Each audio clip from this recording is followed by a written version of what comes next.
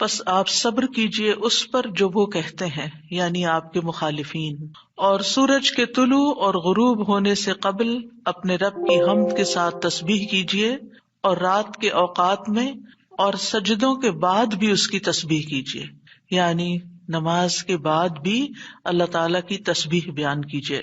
یہاں پر جو خطاب ہے وہ نبی صلی اللہ علیہ وسلم سے ہے، فاصبر علی ما یقولون، یعنی آپ کے دشمن یہ مشرکین آپ کے خلاف جو باتیں کرتے ہیں ان کی باتوں پر آپ صبر کیجئے، جو آپ کو جھٹلا رہے ہیں، جو آپ کو دھمکیاں دے رہے ہیں، جو آپ کے خلاف سازشیں کر رہے ہیں، اس کا جواب آپ صبر کے ساتھ دیجئے، اور اس کے برعکس آپ اپنا تعلق اللہ تعالیٰ سے زیادہ مضبوط کر لیجئے۔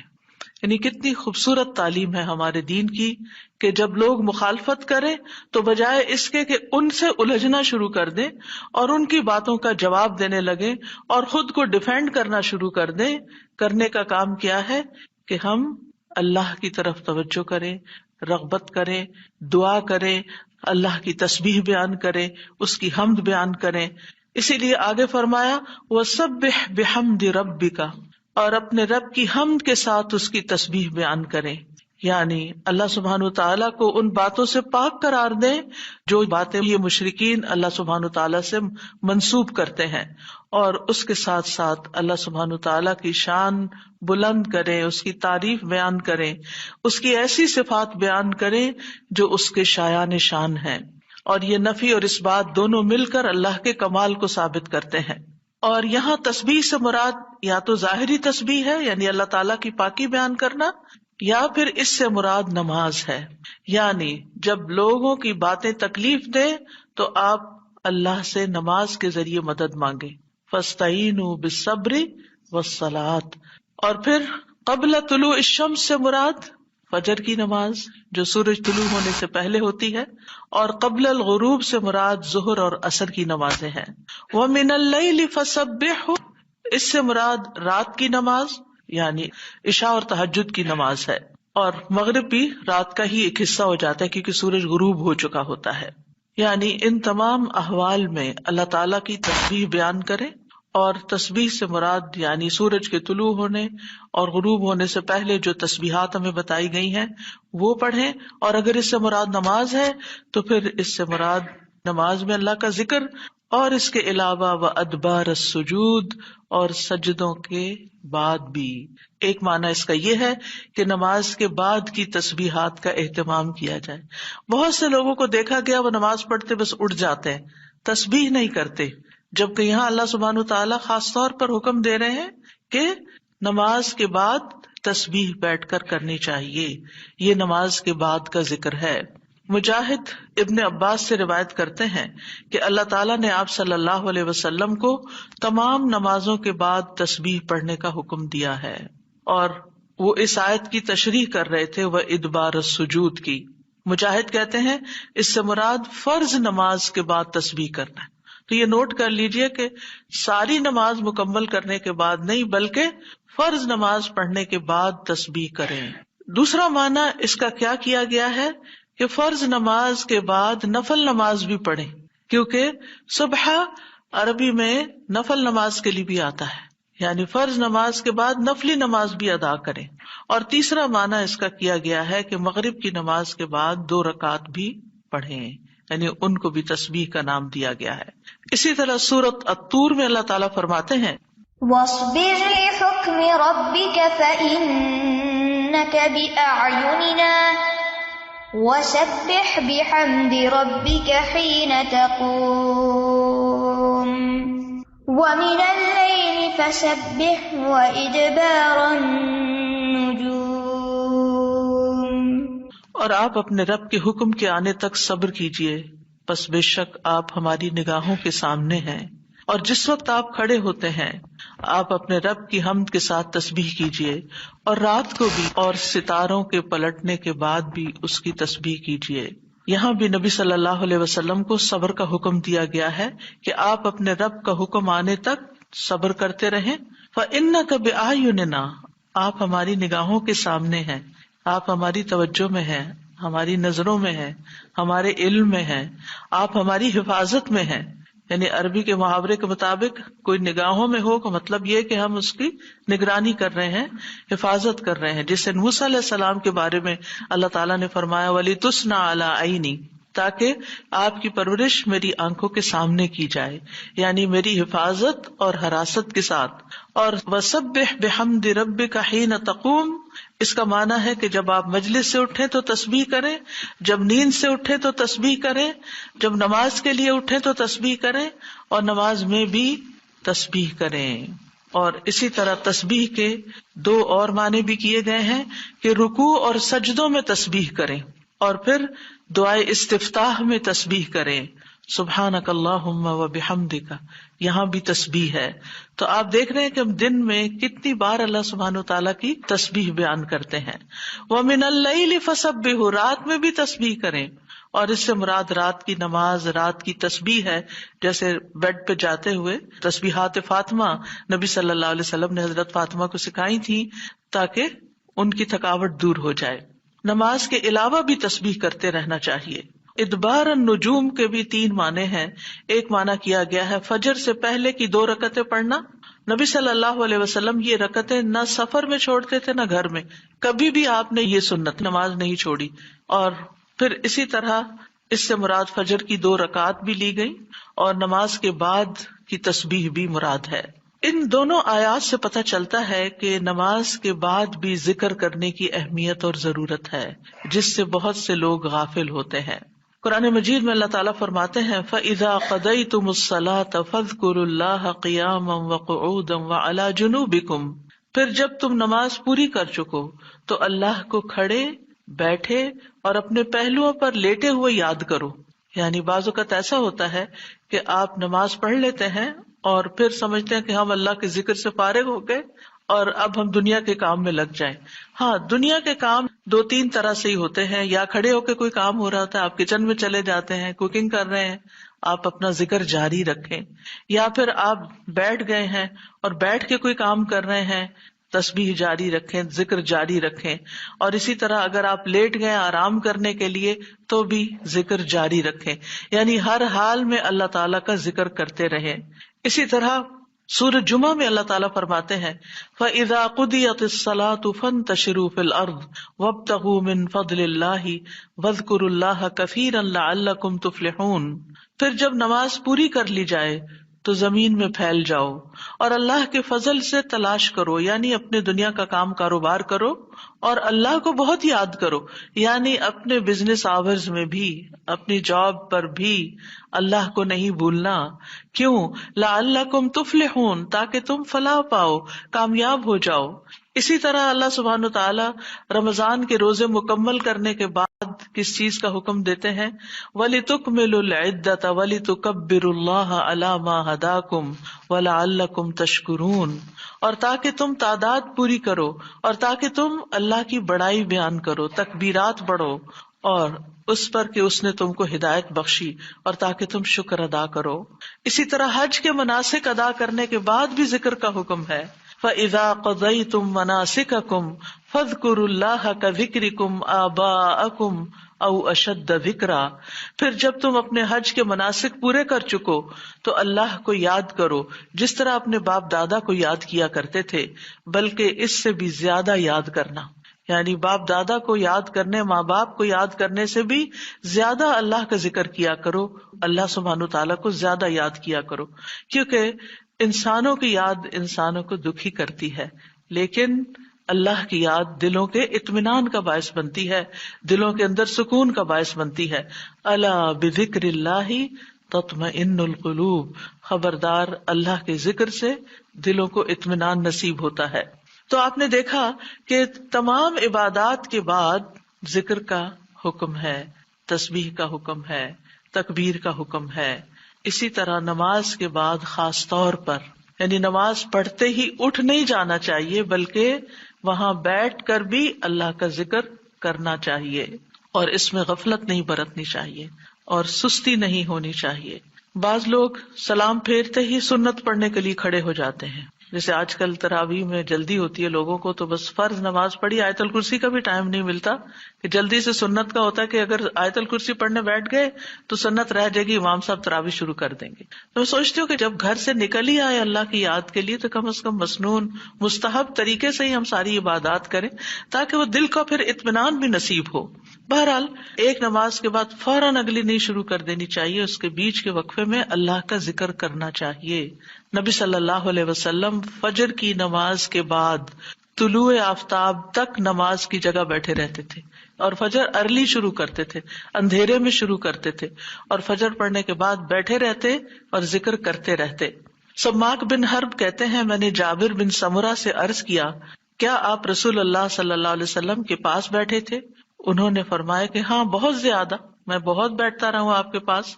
آپ اپنی نماز کی جگہ سے کھڑے نہیں ہوتے تھے جس جگہ صبح کی نماز پڑھتے تھے جب تک کہ سورج نہ نکل آتا، پھر جب سورج نکل آتا تو آپ کھڑے ہو جاتے.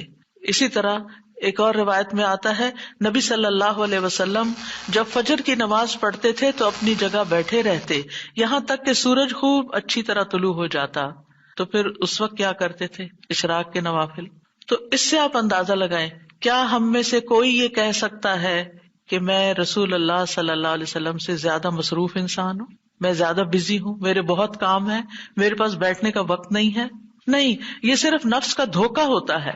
نفس ہمیں دھوکہ دیتا ہے کہ دیکھو پہلے تم اٹھے ہو تہجد کے لیے، پھر تم نے پڑھی نماز اور پھر پڑھے اذکار، اور اب تم پھر بیٹھ کے اور انتظار کرو، اٹھو کچھ اور کام کرو، اچھا میرا وہ کام بھی ہے، میرا وہ کام بھی ہے. اور اس طرح ہم اپنے آپ کو تسلیاں دے کر اپنی جگہ سے اٹھ جاتے ہیں اور ذکر میں کوتاہی کر جاتے ہیں، جبکہ مستحب یہی ہے کہ اسی جگہ بیٹھ کر چاہے آپ تلاوت قرآن کریں، چاہے آپ صبح شام کے اذکار، یہی وقت ہے ان کا سورج نکلنے سے پہلے، اور حفاظت کے لیے جو پڑھتے ہیں وہ انہی اوقات میں پڑھے جاتے ہیں.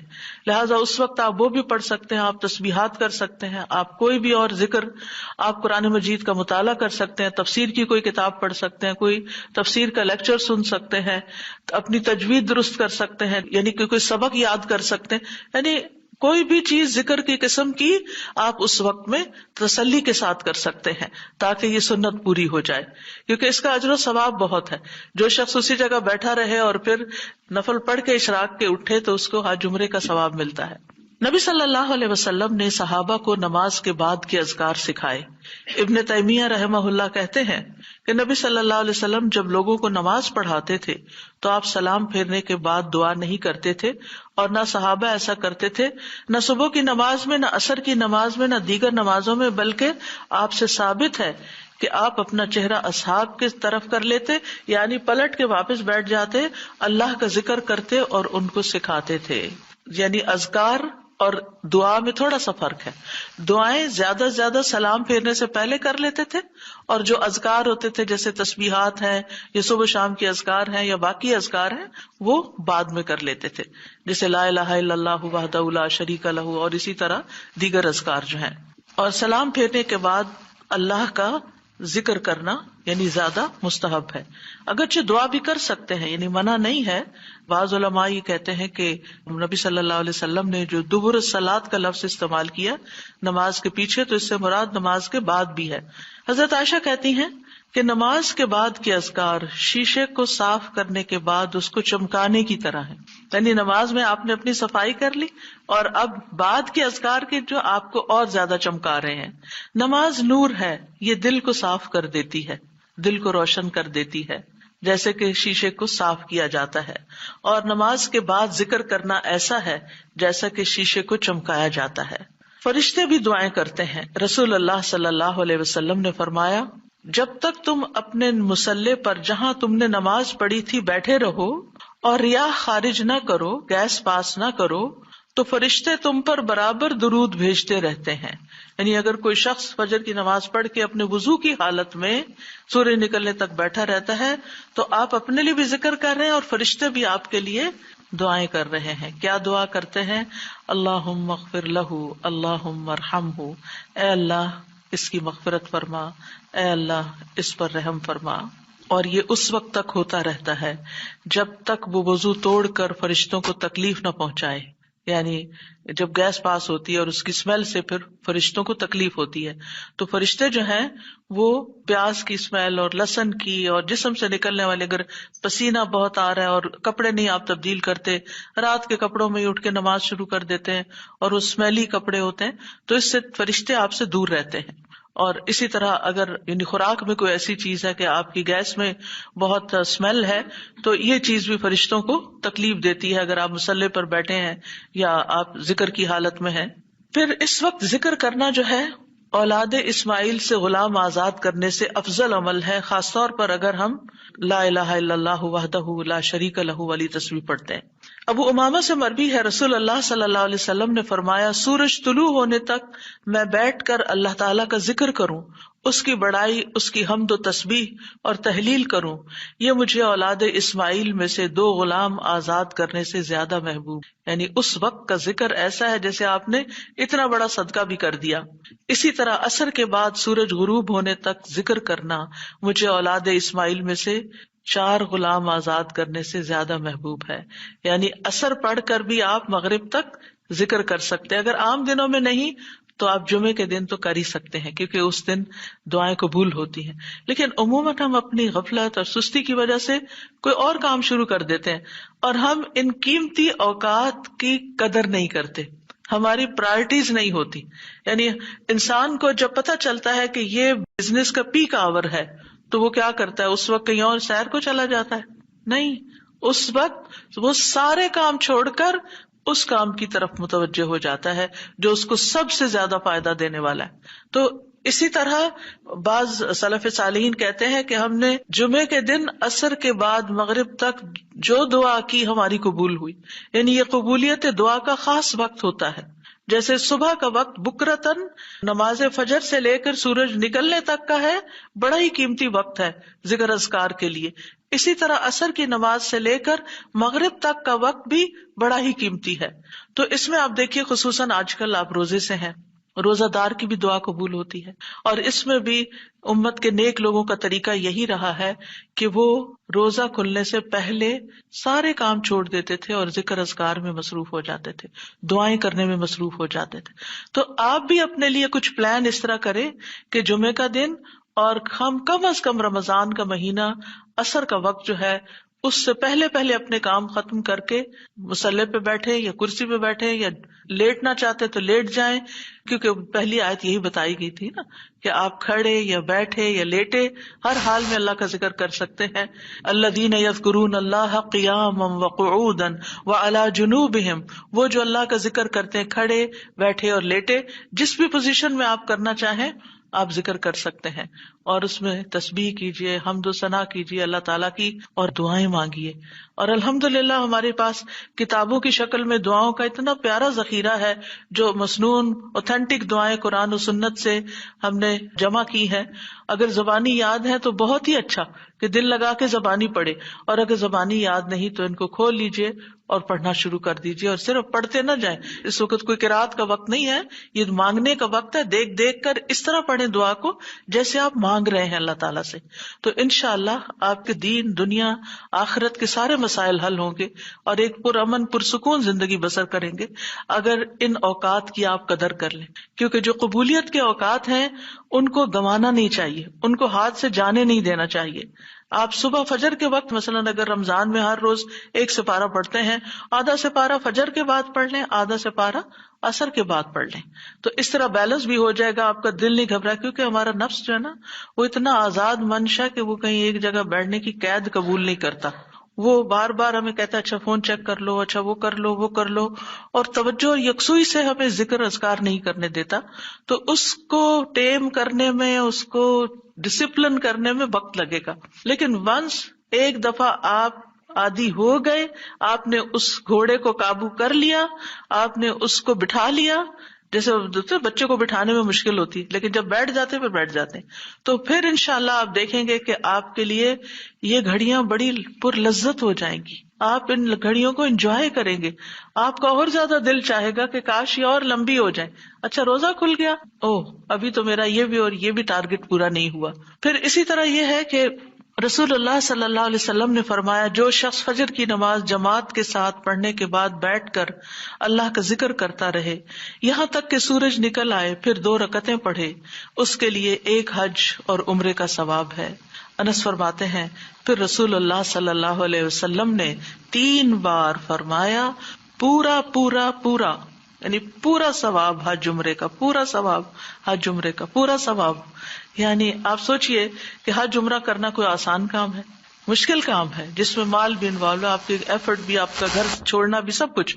لیکن اگر آپ کو ایک مصلی پہ بیٹھ کے اتنا بڑا اجر و ثواب ملتا ہے تو اور کیا چاہیے۔ صرف بات ہے اپنے نفس کو منانے کی، اپنے دل کو اور اپنے آپ کو ڈسپلن کرنے کی، اور ایک دفعہ آپ نے شروع کر لیا، اور اگر نہیں ہو پا رہا تو اللہ سے دعا کریں کہ اللہ تعالیٰ توفیق دے دے، اللہ تعالیٰ آسان کر دے، تو انشاءاللہ آپ کے لیے آسانی بھی ہو جائے گی۔ پھر اسی طرح نبی صلی اللہ علیہ وسلم نے فرمایا، اللہ تعالیٰ فرماتا ہے کہ میں اپنے بندے کے ساتھ ہوتا ہوں جب وہ مجھے یاد کرتا ہے اور میری یاد میں اپنے ہونٹ ہلاتا ہے۔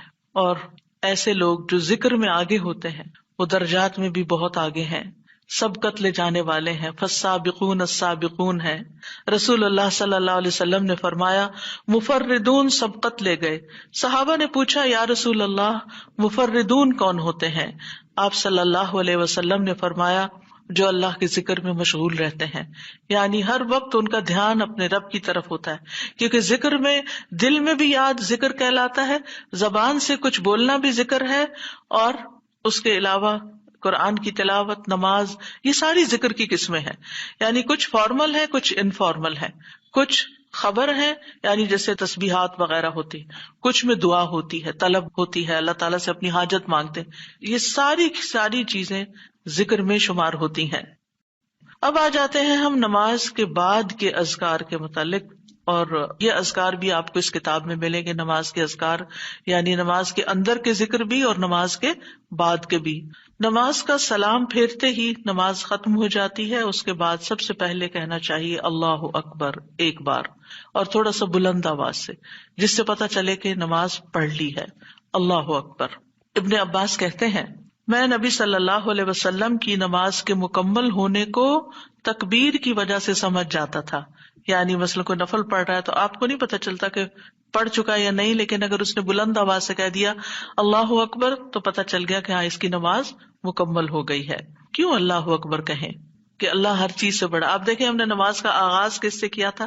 اللہ اکبر سے کیا تھا، اور نماز میں کئی بار ہم نے اللہ اکبر کہا، اور اب نماز کے اختتام پر بھی اللہ اکبر، رمضان کے اختتام پر بھی اللہ اکبر، یعنی اللہ کی تکبیر بیان کرنا۔ اللہ سبحانہ وتعالیٰ قرآن مجید میں فرماتے ہیں، اتل ما اوحی الیک من الکتاب واقم الصلاۃ ان الصلاۃ تنہی عن الفحشاء والمنکر ولذکر اللہ اکبر واللہ یعلم ما تصنعون۔ کتاب میں سے جو آپ کی طرف وحی کیا گیا ہے اس کی تلاوت کیجیے اور نماز قائم کیجیے، بے شک نماز بے حیائی اور برائی سے روکتی ہے، اور یقیناً اللہ کا ذکر تو سب سے بڑی چیز ہے، اور اللہ کو معلوم ہے جو کچھ تم کرتے ہو۔ تو اللہ کا ذکر سب سے بڑی چیز، اور اس ذکر میں اللہ کو سب سے بڑا قرار دینا سب سے بڑی چیز۔ اور نبی صلی اللہ علیہ وسلم اور پھر صحابہ کا طریقہ بھی یہی تھا کہ آپ فرض نمازوں کے بعد ذکر کرتے اور آوازیں بلند کرتے، یعنی نماز کے بعد کا ذکر جو ہے اس میں آواز اونچی ہوتی ہے۔ ابن عباس اس بات سے معلوم کر لیتے کہ لوگوں نے سلام پھیر لیا ہے کیونکہ وہ ان کے ذکر کی آواز سنتے تھے۔ یعنی مطلب یہ ہے کہ نماز کے بعد اللہ اکبر بھی اونچی آواز میں، استغفر اللہ استغفر اللہ استغفر اللہ یہ بھی ذرا اونچی آواز میں، یعنی ایک ہوتا ہے سری ذکر یعنی دل ہی دل میں پکارنا، اور ایک ہوتا ہے جاہری جس میں یہ ذکر جو نماز کے بعد ہوتا ہے اس کو تھوڑا اونچی آواز میں کرنا چاہیے، اور جس طرح وتر ختم ہونے کے بعد سبحان الملک القدوس سبحان الملک القدوس سبحان الملک القدوس ذرا اونچی آواز میں کہنا چاہیے۔ تو نبی صلی اللہ علیہ وسلم اس ذکر کو ہمیشہ اونچی آواز میں کرتے تھے، ٹھیک ہے، یعنی آپ کی اقتداء، آپ کی پیروی ہر معاملے میں یہ عبادت کے درجات کو بڑھا دیتی ہے۔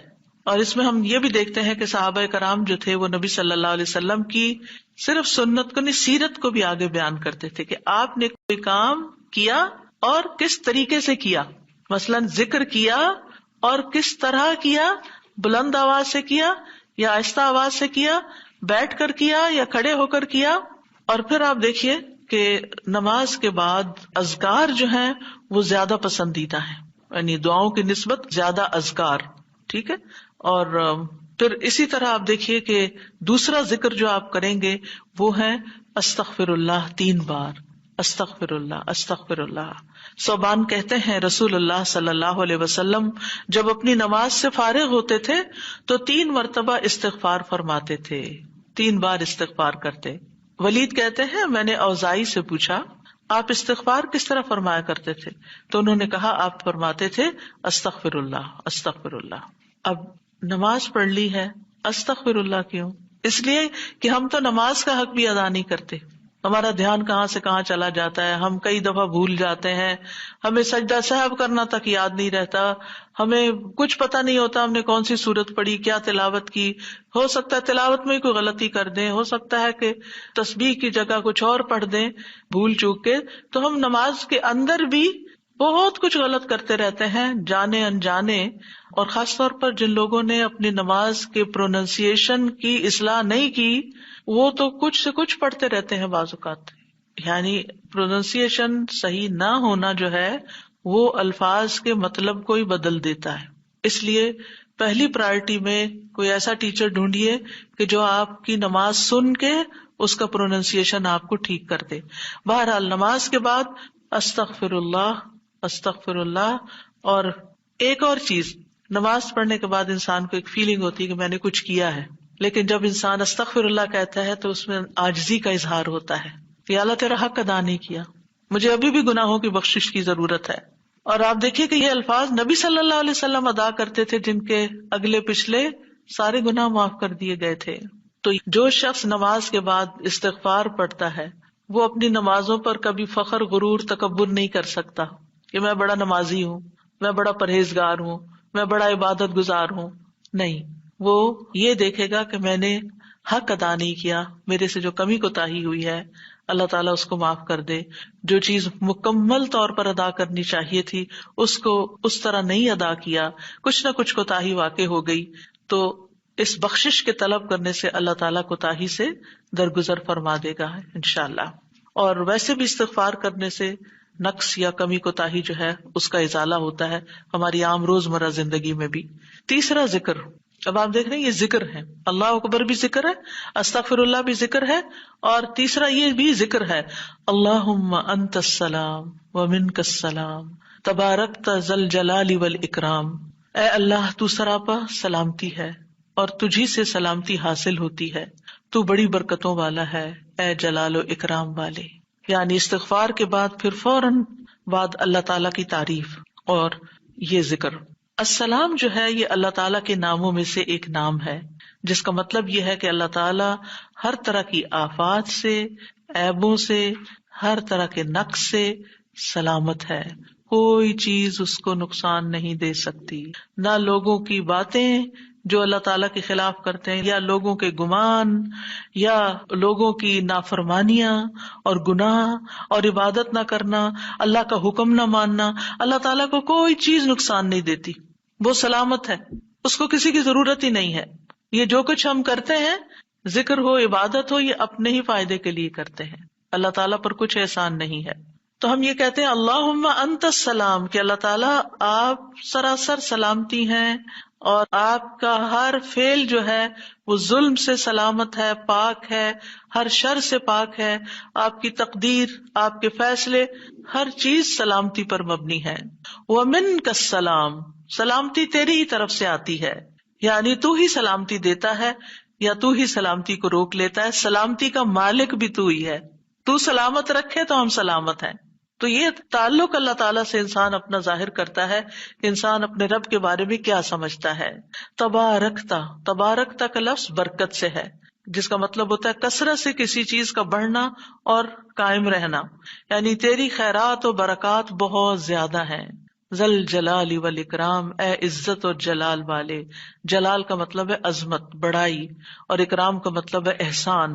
یعنی تو اپنے بندوں کو عزت و اکرام دیتا ہے، اپنے رسولوں کو، اپنے انبیاء کو اور اپنے صالح بندوں کو تو ہی عزت اور اکرام اور برکتیں عطا کرتا ہے، ساری نعمتیں تیری ہی طرف سے ہیں.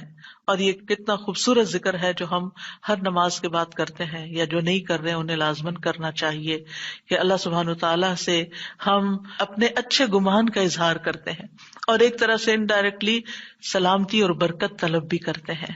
آپ دیکھیے عموماً ہم جب کسی چیز کے اندر فائدہ دیکھتے ہیں تو ہم خیر اس سے وابستہ کر لیتے ہیں، یہ ہے تو کام ہوگا، یہ نہیں تو کام ہی نہیں ہوگا.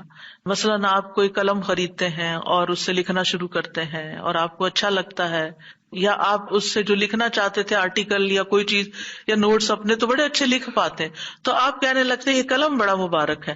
ٹھیک ہے بھائی، قلم اچھا ہے، فائدہ دے رہا ہے آپ کو، لیکن اصل تو اللہ نے آپ کے لیے یہ وسیلہ بنایا کہ اس نے آپ تک یہ پہنچایا. تو اصل برکت اور خیر اور سلامتی کا منبع اللہ رب العزت کی ذات ہے. چیزوں کے ساتھ مت چمٹ جائیے اور ان پر اتنے ڈپینڈنٹ نہ ہو جائیں کہ اللہ کو بھول جائیں اور اللہ تعالیٰ کی نعمت اور اللہ تعالیٰ کا احسان یاد نہ کریں. تو اس لیے ہر نماز کے بعد ہم اس بات کا اقرار کرتے ہیں کہ ساری برکتیں تیری ذات سے ہیں یا رب، ساری سلامتی تیری طرف سے ہے یا رب، عزت اور اکرام تیری ہی طرف سے ہے یا رب، تو ہی جس کو چاہے اس پر احسان فرماتا ہے، لہٰذا ہم یہ سب کچھ تجھ سے ہی طلب کرتے ہیں. پھر آپ دیکھیے چوتھا ذکر ہے لا الہ الا اللہ وحدہ لا شریک لہ لہ الملک ولہ الحمد وہو علی کل شیء قدیر. یہ بھی آپ 3 بار پڑھ سکتے ہیں، یہ بھی ذکر ہے، یعنی 3 مرتبہ اللہ تعالی کی توحید کا اقرار. مغیرہ بن شعبہ جو وحی کے کاتب تھے ان سے مروی ہے کہ معاویہ رضی اللہ عنہ نے مغیرہ کو لکھا کہ کوئی حدیث جو آپ نے رسول اللہ صلی اللہ علیہ وسلم سے سنی ہو وہ مجھے لکھ کر بھیجیں. راوی کہتے ہیں کہ مغیرہ رضی اللہ عنہ نے انہیں لکھا کہ میں نے آپ صلی اللہ علیہ وسلم سے سنا ہے آپ اپنی نماز سے فارغ ہونے کے بعد 3 مرتبہ یہ پڑھا کرتے تھے لا الہ الا اللہ وحدہ لا شریک لہ لہ الملک ولہ الحمد وہو علی کل شیء قدیر. سب سے پہلے توحید کا اقرار کہ اللہ ایک ہے، وہی الہ ہے، وہی خالق ہے، مالک ہے، رب ہے، معبود ہے. پھر اس بات کا انکار کہ کوئی اس کا شریک ہو، لا شریک لہ. اور پھر لہ الملک، بادشاہت بھی اسی کی ہے، معبود بھی وہی ہے، بادشاہ بھی وہی ہے، اور ایسا بادشاہ ہے ولہ الحمد کہ اس کی تعریف ہے. دنیا کے بادشاہوں کا حشر ہوتا دیکھا ہے آپ نے، ان کے ساتھ کیا کیا جاتا ہے، لیکن اللہ سبحانہ تعالیٰ کی بادشاہت پر کوئی آنچ نہیں آتی، کوئی اس کو ہلا نہیں سکتا، کوئی اس کو نقصان نہیں دے سکتا، کوئی اس پر باتیں نہیں بنا سکتا، کوئی اس کا نقص نہیں نکال سکتا کہ اللہ تعالیٰ نے آسمان میں یہ کیا چیز بنا دی، زمین میں کیا بنا دی. نہیں، وَلَهُ الْحَمْدُ، اسی کی ہے تعریف. یعنی ایسا بادشاہ کہ جو قابل تعریف ہے، اور ایسا بادشاہ کہ وَهُوَ عَلَى كُلِّ شَيْءٍ قَدِيرٌ. دنیا کے بادشاہ انتہائی بس لاچار ہوتے ہیں، ان کے ہاتھ میں کچھ نہیں ہوتا، وہ انسانوں کے محتاج ہوتے ہیں، انسانوں کی خدمت کے، انسانوں کی مدد کے، انسانوں کے مال کے محتاج ہوتے ہیں. یہ بادشاہت کیا بادشاہت ہے جس کی ساری ڈیپینڈنسی لوگوں کے اوپر ہے. تو اصل بادشاہت تو اللہ کی ہے کہ جو ہر چیز پر پوری قدرت رکھتا ہے. تو آپ اس احساس کے ساتھ اگر اللہ تعالیٰ کا یہ ذکر کرتے ہیں تو آپ کا دل ایک سکون سے بھر جائے گا، ایک خوشی سے بھر جائے گا کہ میں ایسی ہستی کو جانتی ہوں، ایسی ذات کو جانتی ہوں کہ جو اتنی خوبیوں کی مالک ہے. کیونکہ یہ انسان کی فطرت میں ہے، انسان کی نفسیات میں ہے کہ وہ کسی چیز کی تعریف کر کے خوش ہوتا ہے، اور عام طور پر ہم صرف سامنے نظر آنے والی چیزوں کی تعریف کر کر کے خوش ہوتے رہتے ہیں، اور تھوڑے دن کے بعد وہ بھی خراب ہو جاتی ہے، وہ تعریف بھی ساتھ ہی چلی جاتی ہے. انسان ہے تو مر جاتے ہیں، ان کے اعمال ہے تو ختم ہو جاتے ہیں، اور کبھی وہ اچھے ہوتے ہیں اور پلٹ بھی جاتے ہیں. وہ کہاں گئی تعریفیں؟ جوان ہے تو بڑھاپے میں ساری تعریفیں چلی گئی، مالدار تھے تو غریب ہوئے تو ساری تعریفیں چلی گئیں. اسی طرح علم ہے اور جنون لاحق ہو گیا تو ساری تعریفیں چلی گئیں، سب کچھ الٹ گیا. اور دنیا کے یہ سارے نظارے آپ نے دیکھے ہوں گے کہ جب ہر نعمت لوگوں پر الٹ جاتی. اسی لیے ہم دعا کرتے ہیں نا کہ اللہم انی اعوذ بک من زوال نعمتک، کہ اللہ نعمتوں کے زوال سے بچانا. یہ انتہائی تکلیف دہ چیز ہے، لیکن یہ ایک دنیا کا قانون ہے، یہ سب کچھ ہوتا ہے اور ہماری آنکھیں دیکھتی ہیں. لیکن اللہ سبحانہ و تعالی ان سب چیزوں سے پاک ہے، اس کو کوئی زوال نہیں اور اس کا کوئی کچھ بگاڑ نہیں سکتا، اور وہ ہر چیز پر پوری طرح قادر ہے، جو چاہے کر سکتا ہے، اور تعریف اسی کے لیے ہے.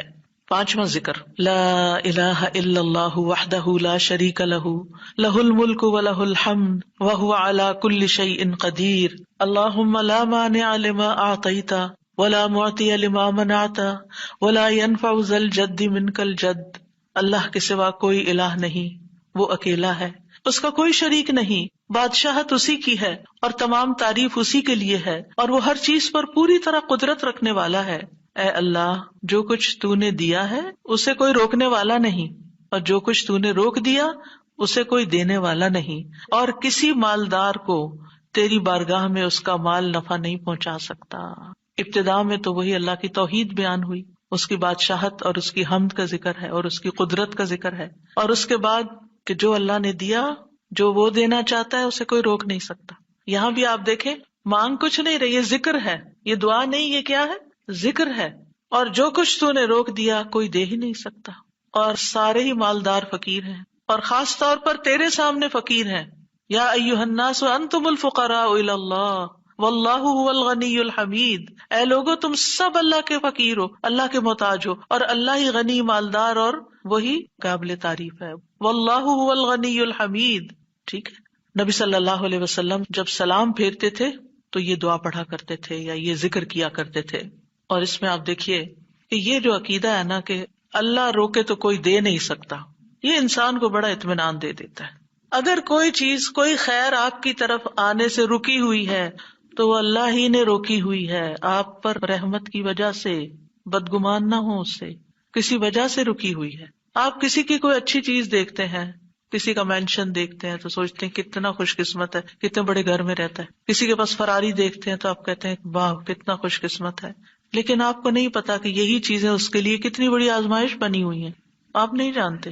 اور اگر اللہ نے آپ کو نہیں دی تو آپ کو بہت سے شر سے محفوظ رکھا ہوا ہے. تو اللہ کا روکنا بھی خیر کا باعث ہوتا ہے. یہ سبق پکا کر لیں کہ جب اللہ تعالیٰ کوئی چیز نہیں دیتا یا دیر سے دیتا ہے یا روک لیتا ہے اور کوئی چارہ نہیں ہوتا، آپ کہتے ہیں میری کوئی دعا قبول نہیں ہو رہی، میرا کوئی طریقہ کام نہیں آ رہا، تو اس میں بھی کوئی خیر ہوتی ہے، کیونکہ جو اللہ نے مقدر میں لکھا ہے وہ پہنچ کے رہے گا.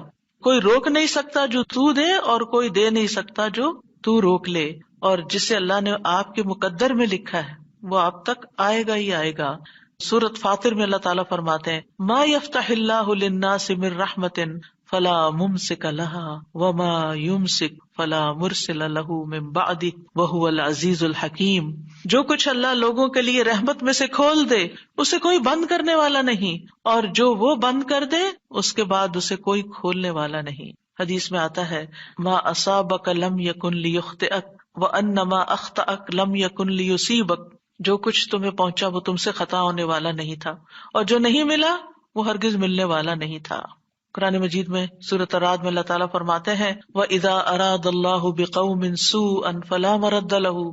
جب اللہ کسی قوم کے ساتھ برائی کا ارادہ کر لیتا ہے تو اس کو کوئی پھیرنے والا نہیں، کوئی سپر پاور اس ملک کی مدد نہیں کر سکتی اگر اللہ نے اس کے لیے جنگ کا فتنہ یا کسی اور طرح کی کوئی آزمائش لکھی ہے. یہ اللہ کے فیصلے ہوتے ہیں، یا اللہ نے کسی قوم کو تباہ کرنے کا فیصلہ کر لیا ہو تو کوئی اس کو روک نہیں سکتا. لہٰذا ہمیں اللہ پر ہی بھروسہ کرنا چاہیے، اور ہر حال میں ایسی پریشان کن باتوں پر اللہ تعالیٰ ہی کی طرف رجوع کر لینا چاہیے. یاد رکھیے اگر کوئی چیز نہیں ملی تو اللہ تعالیٰ کو الزام مت دیں، اللہ تعالیٰ سے ناراض نہیں ہو، اللہ تعالیٰ سے بد ظن نہیں ہو.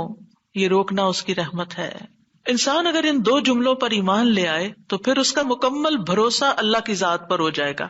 وہ رزق کے بارے میں اللہ پر ہی توکل کرے گا، نقصان کو دور کرنے اور بھلائی کو پانے کے لیے اللہ پر ہی بھروسہ کرے گا. وہ اللہ کو اپنے لیے کافی سمجھے گا. یعنی جہاں کہیں دل چھوٹا ہوا، جہاں کہیں کوئی پریشانی آئی، کہتے حسبی اللہ و نعم الوکیل. اللہ کار ساز یعنی کام بنانے والا اللہ ہی میرے لیے کافی ہے، وہ میرا کام بنائے گا، وہ میری مشکل آسان کرے گا. تو یہ توحید ربوبیت اور الوہیت پر مشتمل جملے ہیں.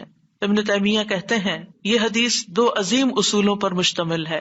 نمبر 1 توحید ربوبیت، اور وہ ہے جسے اللہ دینا چاہے اسے کوئی روک نہیں سکتا، اور جسے وہ روک دے اسے کوئی نہیں دے سکتا. بس بندہ اللہ ہی پر توکل کرتا ہے اور اسی سے مانگتا رہتا ہے، کیونکہ دینا جو اس نے ہے. تو پھر کسی اور سے کیوں مانگے گا، کسی اور سے توقع لگا کے کیوں بیٹھ جائے گا، کسی اور کے در پہ کیوں جائے گا. اس کو پتا ہے صرف اللہ ہی نے کرنا ہے جو کرنا ہے. اس سے عقیدہ توحید پکا ہوتا چلا جاتا ہے کہ صرف اللہ ہی نے کرنا ہے. اور توحید الوہیت ولا ينفع ذا الجد منك الجد. عام طور پر انسان یہ سمجھتا ہے میرے پاس مال ہے، مجھے کوئی مشکل نہیں، یعنی جب کوئی کام سامنے آتا ہے نا تو فوراً دیکھتا ہے کتنا ہے بینک میں، کتنا کیش رکھا ہے، کیا ہے میرے پاس، کتنی پراپرٹی ہے، یعنی فوراً انسان کا دماغ گھوم کے اس طرف چلا جاتا ہے نا، بہت ہے، انف ہے، کام ہو جائے گا۔ اللہ چاہے گا تو ہوگا، صرف آپ کے مال سے کچھ نہیں ہوتا۔ آپ سارا لگا دیں، بزنس میں پورا لاس ہو سکتا ہے، پھر بتائیے آپ کے مال نے آپ کو کیا فائدہ دیا؟ کچھ نہیں ہو سکتا جب تک اللہ نہ چاہے۔ مال بھی جب فائدہ دیتا ہے جب اللہ چاہتا ہے، اولاد بھی جب فائدے کی ہوتی ہے جب اللہ چاہتا ہے۔ کسی انسان سے فائدہ صرف اس وقت پہنچتا ہے جب اللہ چاہتا ہے۔ آپ نے دیکھا ہوگا کتنے ہی اچھے سے اچھے لوگ ہوتے ہیں، ہر وقت کام آنے والے، ایک وقت ایسا آتا ہے وہ ایسے بےچارے مجبور ہوتے ہیں کہ ان کو نہ کرنی پڑتی ہے کہ بھائی سوری یہ نہیں کر سکتے، کیونکہ سب کچھ ان کے اختیار میں نہیں ہے، سب کچھ ان کے بس میں نہیں ہے۔ اسی طرح انسان کے پاس بعض اوقات کوئی عہدہ ہوتا ہے، انفلوئنس ہوتا ہے، وہ سمجھتا ہے یہ عہدہ ہے میرے پاس، میں سب کچھ کر سکتا، نہیں کر سکتے۔ آپ نے دیکھا ہوگا دنیا کے بڑے بڑے ملکوں کے جو حکمران ہوتے ہیں کتنے بے بس ہوتے ہیں، کچھ بھی نہیں ہوتا ان کے ہاتھ میں، اپنی تقدیر نہیں بنا سکتے، اپنا فائدہ نہیں کر سکتے۔ اور پھر آپ دیکھیے کہ اللہ سبحانہ وتعالیٰ دنیا اسے بھی دیتا ہے جس سے وہ محبت کرتا ہے، اور اسے بھی دیتا ہے جس سے وہ محبت نہیں کرتا۔ لیکن یاد رکھیے ایمان اس کو دیتا ہے، دین کی سمجھ اس کو دیتا ہے جس سے وہ محبت کرتا ہے۔ وَمَن يُرِدِ اللَّهُ بِهِ خَيْرًا يُفَقِّهُ فِي الدِّينِ۔ دنیا تو سب کے پاس، مومن مسلم کافر سب کے پاس ہو سکتی ہے دنیا کے بڑے بڑے فائدے ہر ایک کو مل سکتے ہیں، لیکن دین اس کو ملتا ہے جس سے اللہ محبت کرتا ہے۔ لہذا انسان کو اللہ ہی کی طرف رغبت کرنی چاہیے، اور کبھی بھی اپنے مال پہ، اپنے جاہ پہ، اپنے ریسورسز پہ، اپنی قوتوں پر، اپنے علم پر کبھی بھروسہ نہیں کرنا چاہیے کہ یہ میرے لیے کچھ بنائیں گے اور ان کی وجہ سے میں آگے بڑھ جاؤں گا اور ان کی وجہ سے میرا بہت فائدہ ہوگا۔ جب اللہ فائدہ لائے گا نا، ان میں سے کوئی ایک چیز بھی آپ کے پاس نہیں ہوگی تو آپ کا کام بن جائے گا۔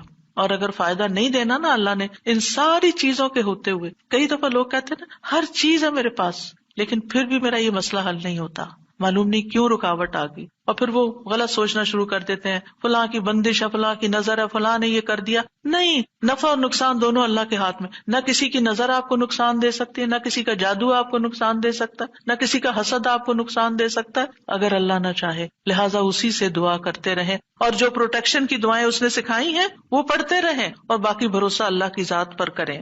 پھر چھٹا ذکر ہے لا الہ الا اللہ وحدہ لا شریک لہ، لہ الملک ولہ الحمد وہو علی کل شیء قدیر، لا حول ولا قوۃ الا باللہ، لا الہ الا اللہ ولا نعبد الا ایاہ، لہ النعمۃ ولہ الفضل ولہ الثناء الحسن، لا الہ الا اللہ مخلصین لہ الدین ولو کرہ الکافرون۔ اللہ کے سوا کوئی الہ نہیں، وہ اکیلا ہے، اس کا کوئی شریک نہیں، بادشاہت اسی کی ہے اور تمام تعریف اسی کے لیے ہے، اور وہ ہر چیز پر پوری طرح قدرت رکھنے والا ہے، اور گناہ سے بچنے کی طاقت اور نیکی کرنے کی طاقت اللہ کے سوا کوئی دینے والا نہیں، اللہ کے سوا کوئی الہ نہیں۔ ہم صرف اسی کی عبادت کرتے ہیں، اسی کی ساری نعمتیں ہیں، اسی کا سارا فضل ہے اور اسی کے لیے خوبصورت تعریف ہے۔ اللہ کے سوا کوئی الہ نہیں، ہم اسی کے لیے دین میں اخلاص رکھنے والے ہیں اگرچہ کافر ناپسند کریں۔ ابن زبیر سلام پھیر کر ہر نماز کے بعد یہ کہتے، اور راوی کہتے ہیں کہ انہوں نے کہا کہ رسول اللہ صلی اللہ علیہ وسلم ہر نماز کے بعد ان کلمات کے ساتھ تحلیل کیا کرتے تھے، یعنی اللہ تعالیٰ کی حمد و ثنا بیان کرتے تھے۔ یہ بھی کیا ہے نماز کے بعد کا ذکر، اور اس میں آپ دیکھیے لا الہ الا اللہ وحدہ کے علاوہ لا حول ولا قوت الا باللہ، لا حول ولا قوت الا باللہ، کہ کوئی پھیرنے کی قوت یعنی کسی برائی کو، نقصان کو دور کرنے کی، اور اسی طرح کوئی فائدہ حاصل کرنے کی قوت اللہ ہی کے پاس ہے۔ کسی گناہ سے دور ہونے اور کسی نیکی کے کرنے کی ہمت طاقت اللہ ہی کے پاس ہے۔ تو یہ لا حول ولا قوت الا باللہ بہت فائدہ دیتا ہے، اور اس کی کثرت کرنے کو کہا گیا ہے۔ اور لا الہ الا اللہ ولا نعبد الا ایاہ، ہم صرف اسی کی عبادت کرتے ہیں۔ لہ النعمت ولہ الفضل ولہ الثناء الحسن، نعمت بھی اور فضل بھی اور اچھی تعریف سب اللہ ہی کے لیے ہے، اور ہم مخلص ہو کر اللہ کی عبادت کرتے ہیں، مخلصین لہ الدین، لا الہ الا اللہ ولو کرہ الکافرون، اگرچہ کافر ناپسند کریں، ان کو ہماری توحید اچھی نہ لگے، لیکن پھر بھی ہم صرف ایک اللہ ہی کو مانتے ہیں۔ ساتویں چیز ہے تسبیحات، سبحان اللہ 33 بار، الحمدللہ 33 بار اور اللہ اکبر 33 بار، اور 34ویں بار لا الہ الا اللہ وحدہ لا شریک لہ لہ الملک ولہ الحمد وہو علی کل شیء قدیر۔ ہر نماز کے بعد ان تسبیحات کو پڑھنے کی فضیلت کیا ہے؟ ابو ہریرہ کہتے ہیں رسول اللہ صلی اللہ علیہ وسلم نے فرمایا، جس آدمی نے ہر نماز کے بعد 33 مرتبہ سبحان اللہ، 33 مرتبہ الحمدللہ اور 33 مرتبہ اللہ اکبر کہا تو یہ 99 کلمات ہو گئے، اور 100 کا عدد پورے کرنے کے لیے لا الہ الا اللہ وحدہ لا شریک لہ یہ ذکر کر لیا تو اس کے سارے گناہ معاف کر دیے جائیں گے، چاہے وہ سمندر کی جھاگ کے برابر ہوں۔ یعنی 100 کا عدد پورا کرنے کے لیے کیا پڑھنا ہے؟ لا الہ الا اللہ وحدہ لا شریک لہ لہ الملک ولہ الحمد وہو علی کل شیء قدیر۔ رسول اللہ صلی اللہ علیہ وسلم نے فرمایا، ہر نماز کے بعد کچھ ایسے اذکار ہیں جن کو پڑھنے والا یا جن کو کرنے والا کبھی محروم نہیں ہوتا، جن میں سے سبحان اللہ 33 بار، الحمدللہ 33 بار اور 34 بار اللہ اکبر۔ یعنی اگر لا الہ الا اللہ پورا نہیں پڑھ سکتے تو اللہ اکبر کو 34 بار کر کے 100 کی گنتی پوری کر لیں۔ پھر اسی طرح رسول اللہ صلی اللہ علیہ وسلم کے پاس کچھ فقیر صحابہ حاضر ہوئے، کہا کہ امیر لوگ بلند درجات اور ہمیشہ رہنے والی جنت حاصل کر چکے، حالانکہ جس طرح ہم نماز پڑھتے ہیں وہ بھی پڑھتے ہیں، جیسے ہم روزے رکھتے ہیں وہ بھی رکھتے ہیں، لیکن مال و دولت کی وجہ سے انہیں ہم پر فضیلت حاصل ہے۔ اس کی وجہ یہ کہ وہ حج کرتے ہیں، عمرہ کرتے ہیں، جہاد کرتے ہیں، صدقے دیتے ہیں، اور ہم محتاجی کی وجہ سے یہ کام نہیں کر سکتے۔ آپ نے فرمایا کیا میں تمہیں ایک ایسا عمل نہ بتا دوں، اگر تم اس کی پابندی کرو گے تو جو لوگ تم سے آگے بڑھ چکے ہیں تم انہیں پالو گے اور تمہارے مرتبے تک کوئی نہیں پہنچ سکتا، اور تم اپنے سامنے موجود لوگوں میں سب سے بہتر ہو جاؤ گے سوائے ان کے جو یہی عمل شروع کر دیں۔ ہر نماز کے بعد 33 بار سبحان اللہ، 33 بار الحمدللہ، 33 بار اللہ اکبر، اور پھر 34ویں بار تو وہ ذکر آپ کو بتا ہی دیا گیا۔ اور اگر آپ 33 بار نہ پڑھ سکیں تو 10 بار سبحان اللہ، 10 بار الحمدللہ اور 10 بار اللہ اکبر پڑھ لیا کریں۔ یعنی اگر جلدی ہے تو پھر 10 بار بھی پڑھ سکتے ہیں۔ نبی صلی اللہ علیہ وسلم نے فرمایا 2 عمل ایسے ہیں اگر کوئی مسلمان بندہ ان کی پابندی کر لے تو جنت میں داخل ہوگا، اور وہ بہت آسان ہے مگر ان پر عمل کرنے والے بڑے کم ہیں۔ وہ کیا ہیں؟ ہر نماز کے بعد 10 بار سبحان اللہ، 10 بار الحمدللہ، 10 بار اللہ اکبر۔ فرمایا زبان کی ادائیگی کے اعتبار سے تو 150 بار ہے، یعنی 5 نمازوں میں 10 بار، اور ترازو میں 1500 ہوں گے۔ اور جب سونے لگے تو 34 بار اللہ اکبر، 33 بار الحمدللہ اور 33 بار سبحان اللہ کہے۔ زبانی طور پر تو یہ 100 ہے مگر میزان میں یہ تسبیحات 1000 ہوں گی۔ اور وہ کہتے ہیں یقیناً میں نے رسول اللہ صلی اللہ علیہ وسلم کو دیکھا، آپ انہیں اپنے ہاتھ سے شمار کرتے تھے، اور پھر کہتے ہیں دائیں ہاتھ سے تو کرنے کا طریقہ کیا ہے؟ 3 دفعہ اوپر کو جائیے سبحان اللہ سبحان اللہ سبحان اللہ، اور 3 دفعہ نیچے کو آ جائیے سبحان اللہ سبحان اللہ سبحان اللہ۔ 1 انگلی پہ 6 بار ہو گیا، تو آپ کی 5 انگلیاں تو 5 کو 6 دفعہ ضرب دیں تو کیا ہوتا ہے؟ 30، اور 3 دفعہ اور پڑھ لیں، اور اگر 34 ہے تو 1 اور پڑھ لیں۔ تو اس طرح ایک ہی ہاتھ پر، دائیں ہاتھ پر یہ تسبیحات آسانی سے پڑھی جا سکتی ہیں، کیونکہ ہاتھ سے تسبیح کرنا زیادہ پسندیدہ ہے۔ حضرت عبداللہ بن عمر کہتے ہیں میں نے رسول اللہ صلی اللہ علیہ وسلم کو دیکھا، آپ داہنے ہاتھ کی انگلیوں پر تسبیح کو شمار کرتے تھے، اور آپ نے صحابیات کو حکم دیا تھا کہ وہ اللہ کی تکبیر، تقدیس، تحلیل کی پابندی اختیار کریں اور اپنی انگلیوں پر شمار کریں، کیونکہ ان سے سوال ہوگا اور یہ بلوائی جائیں گی، قیامت کے دن ہاتھ بولیں گے، تو اگر ان پہ تسبیح آپ پڑھتے ہیں تو یہ بول کے بتائیں گے ہم تو اللہ کا ذکر کرتے رہے۔ 8ویں چیز ہے آیت الکرسی۔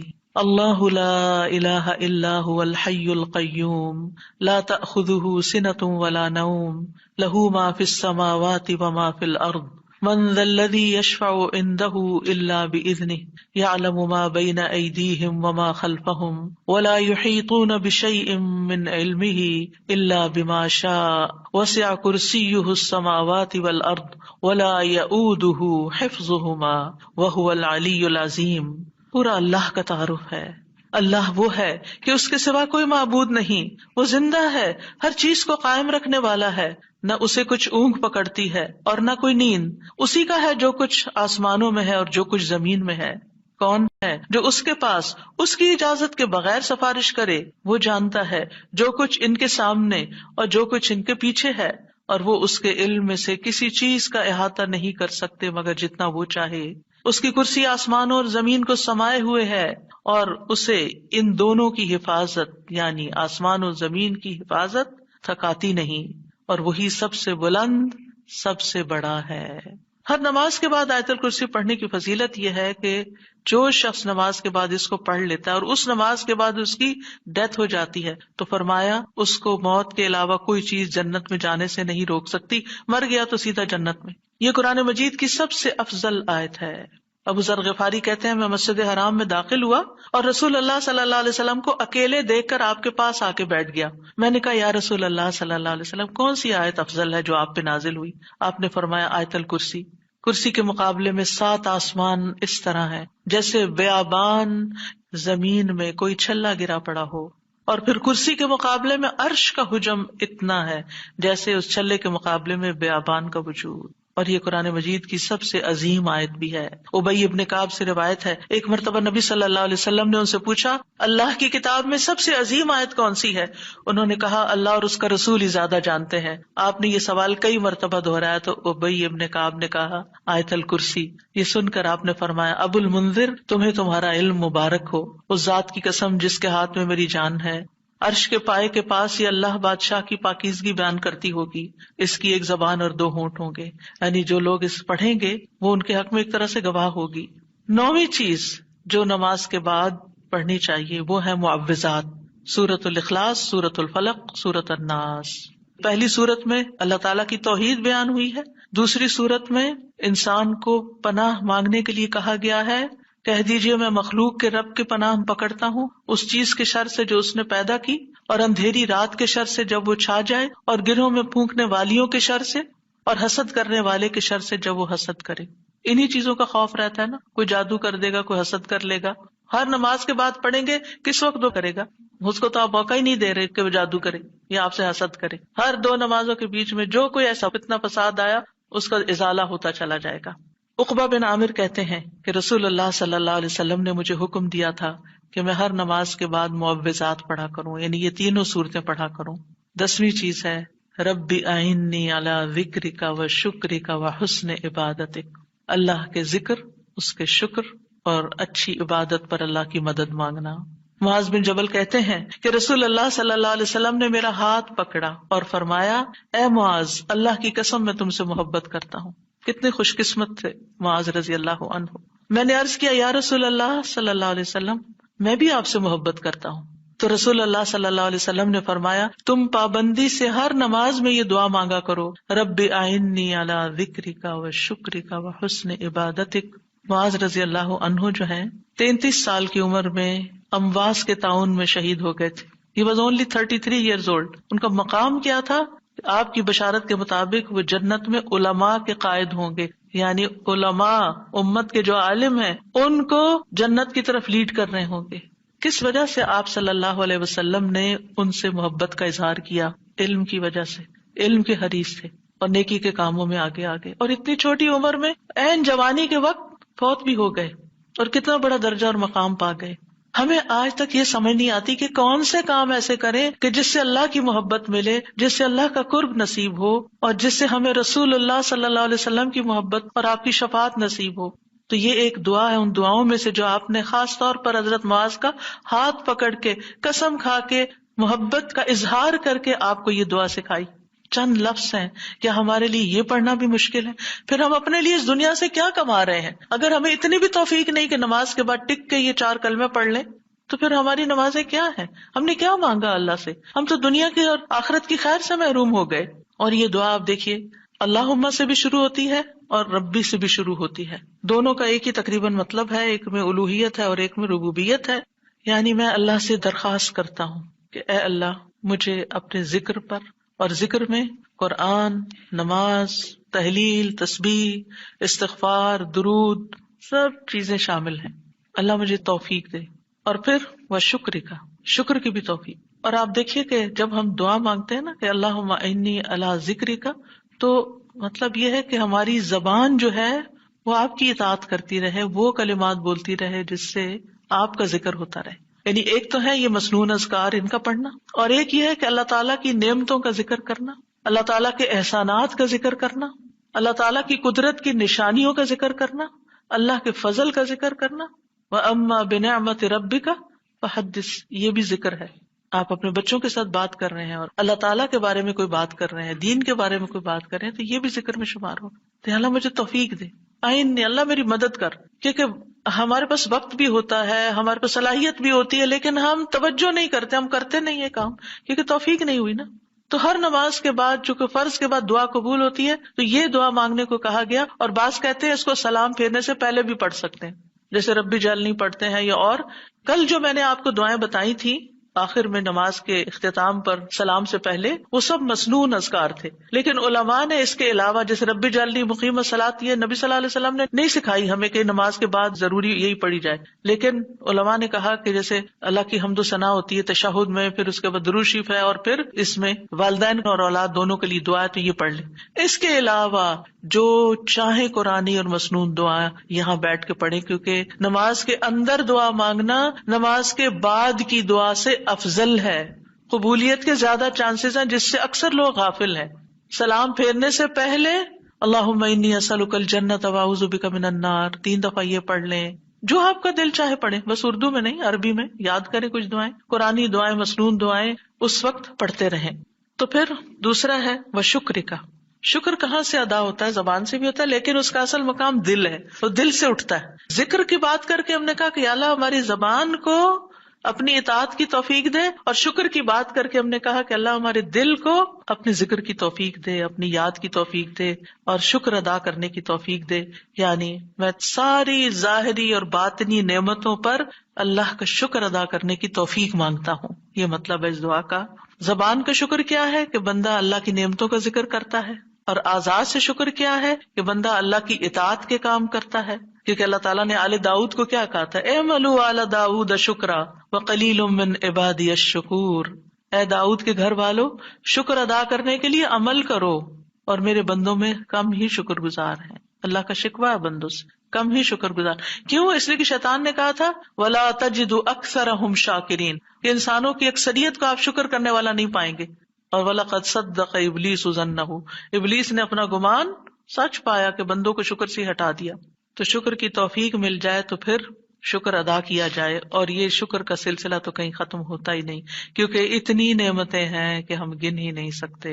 ابن رجب کہتے ہیں کہ دین میں یا دنیا میں اللہ کی ہر نعمت جو بندے کو حاصل ہوتی ہے، اس میں نعمت کا شکر ادا کرنے کی ضرورت ہوتی ہے. پھر جو شکر کی توفیق ملتی ہے اس پر بھی شکر ادا کرنے کی ضرورت ہے. یعنی شکر پر بھی شکر، یہ ایک اور نعمت ہے، اس میں دوبارہ شکر ادا کرنے کی ضرورت ہے. پھر دوبارہ شکر کیا تو ایک اور نعمت مل گئی، اب کیا ہے؟ ایک اور دفعہ شکر کریں.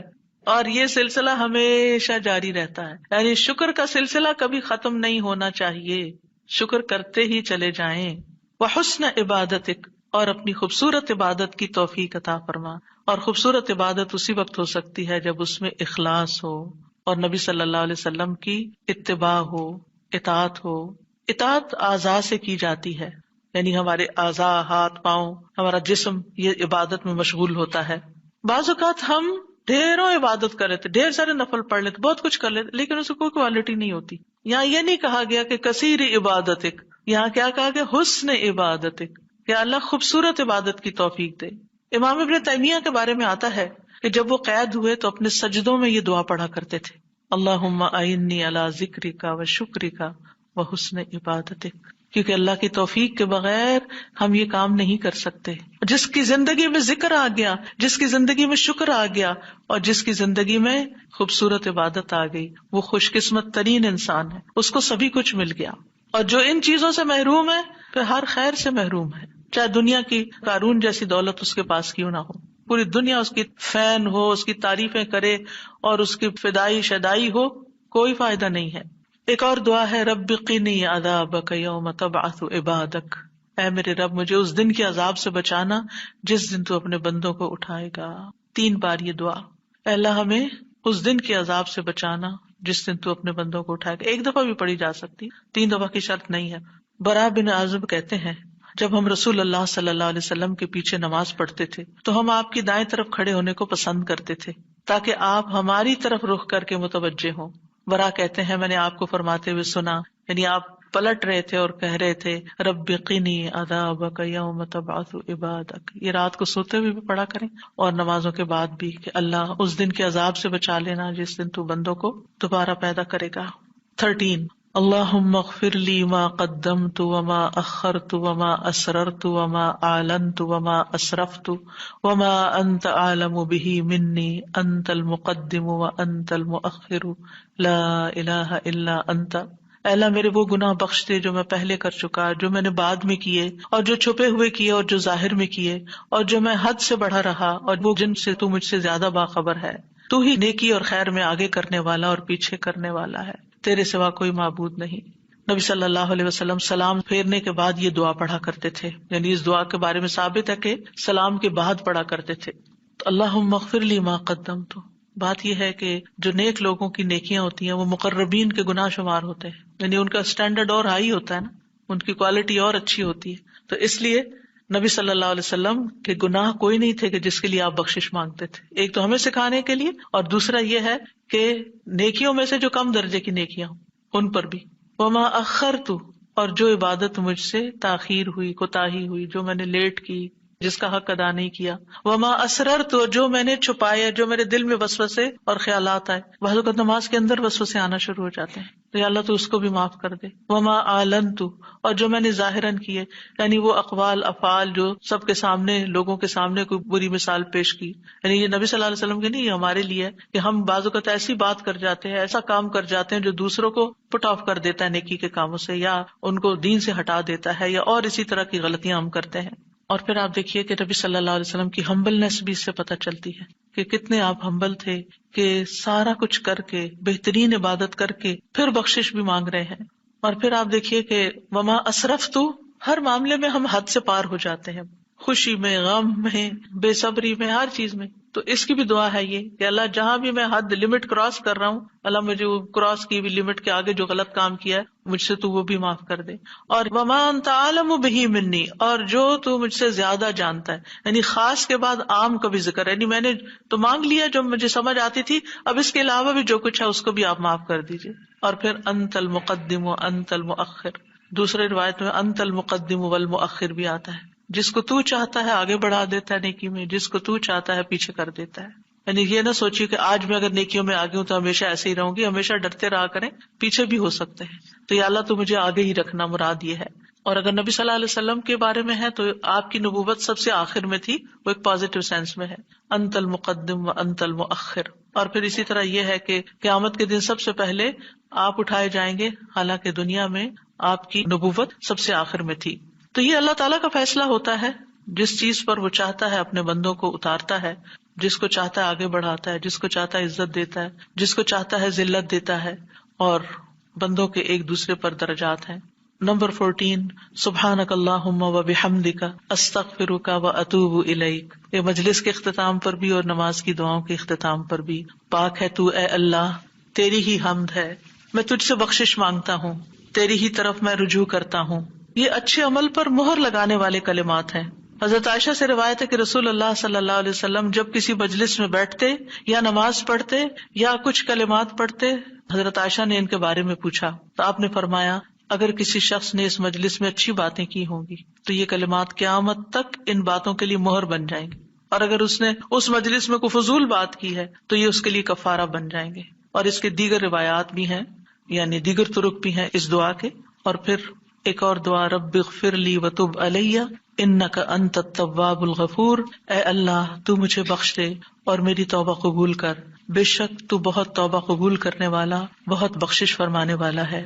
فجر اور مغرب کی نماز کے بعد کا خاص ذکر، لا الہ الا اللہ وحدہ وحدہ لا شریک لہ، لہ الملک ولہ الحمد یحیی ویمیت وہو علی کل شیء قدیر۔ اللہ کے سوا کوئی الہ نہیں، وہ اکیلا ہے، اس کا کوئی شریک نہیں، بادشاہت اسی کی ہے، تمام تعریف اسی کے لیے ہے، اور وہ ہر چیز پر پوری قدرت رکھنے والا ہے۔ اور سلام کے بعد تشہد کی حالت میں اگر آپ بیٹھے بیٹھے یہ ذکر کرتے ہیں، یعنی مصلی سے اٹھنے سے پہلے یہ ذکر کرتے ہیں، تو نبی صلی اللہ علیہ وسلم نے فرمایا، جس نے نماز مغرب اور صبح کی نماز کے بعد اتحیات میں اٹھنے سے پہلے اپنی ٹانگ کو دوہرا کیے ہوئے، یعنی جس پوزیشن میں آپ بیٹھے اسی پوزیشن میں بیٹھے بیٹھے 10 بار یہ ذکر کیا، اللہ تعالیٰ اس کے لیے 10 نیکیاں لکھ لیتا ہے، 10 گناہ اس سے دور کر دیتا ہے، 10 درجے اس کے بلند کر دیتا ہے. اس کے لیے ہر بری چیز سے حفاظت، شیطان مردود سے پناہ دینے والے یہ کلمات ہوتے ہیں. کوئی گناہ سوائے شرک کے اس کو نہیں پہنچتا، اور یہ اس روز عمل میں سب لوگوں سے افضل ہوتا ہے. یعنی صبح کے وقت اگر کوئی یہ پڑھ کے اٹھتا ہے مصلی سے تو یہ سب لوگوں سے افضل ہوتا ہے، سوائے اس شخص کے جس نے اس کے برابر یا اس سے زیادہ ان کلمات کو پڑھا ہو. اور ایک اور روایت میں ہے جو یہ 10 مرتبہ مغرب کے بعد پڑھے گا، اللہ اس کی حفاظت کے لیے اسلحہ بردار فرشتے بھیجے گا جو اس کی صبح تک شیطان سے حفاظت کریں گے. اللہ تعالیٰ سے دعا ہے کہ اللہ تعالیٰ ہمارے ان اعمال کو قبول کرے اور ہمیں اس ذکر کی توفیق دے. میں یہ پڑھتے ہوئے سوچ رہی تھی کہ جو شخص یہ ساری دعائیں پڑھے نماز کے بعد، اس کے پاس فضول کام کرنے کا کون سا وقت باقی بچے گا. وآخر دعوانا ان الحمد للہ رب العالمین. سبحانک اللہم وبحمدک، اشہد ان لا الہ الا انت، استغفرک واتوب الیک. السلام علیکم ورحمۃ اللہ وبرکاتہ.